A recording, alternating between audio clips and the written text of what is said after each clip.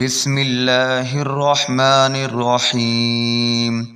السلام علیکم۔ دیکھتی آنکھوں سنتے کانوں کو روشن اوراق میں خوش آمدید۔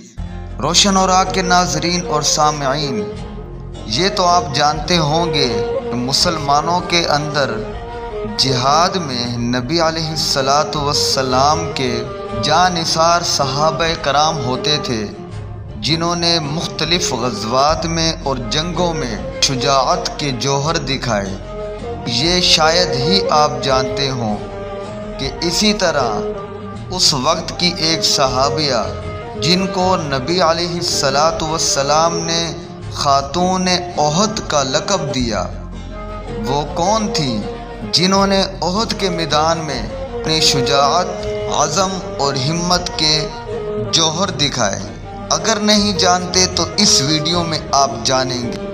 جاننے کے لیے ویڈیو کے اینڈ تک جڑے رہیے گا۔ روشن اوراق کے ناظرین اور سامعین، اس نصیبہ ور خاتون کا نام نصیبہ اور کنیت ام عمارہ تھی۔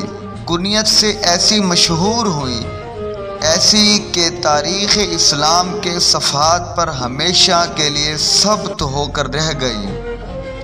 غزوہ احد میں آپ کی شجاعت، عزم اور ہمت نے حضور پر نور کی زبان مبارک سے خراج تحسین وصول کیا اور خاتون احد کا لقب پایا۔ اس غزوہ میں اس بلند ہمت خاتون نے 14 زخم کھائے، لیکن زخمی شیرنی کی طرح میدان جہاد میں ڈٹی رہیں تو نبی علیہ السلام نے ان کے بارے میں یہ ارشاد فرمایا کہ میں نے احد کے دن دائیں بائیں جدھر نظر ڈالتا ام عمارہ ہی نظر آئیں۔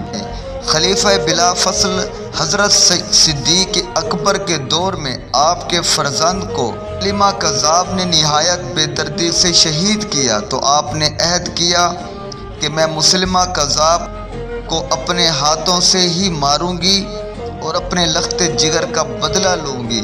چنانچہ اللہ نے آپ کی یہ حسرت کی تکمیل کرے اور دوران جنگ مسلمہ کے باغ حدیقۃ الرحمن میں گھس کر وحشی رضی اللہ عنہ نے مسلمہ نیزے سے گھائل کیا۔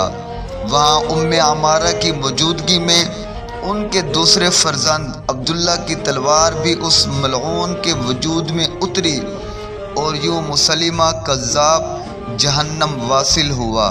اس بہادر خاتون حضرت ام عمارہ کے سال رحلت کے بارے میں تاریخ خاموش ہے، لیکن البتہ بعض روایات سے معلوم ہوتا ہے کہ یہ نیک اور بہادر خاتون حضرت عمر فاروق کے عہد خلافت میں موجود تھی اور انہی کے دور خلافت میں وفات پائی۔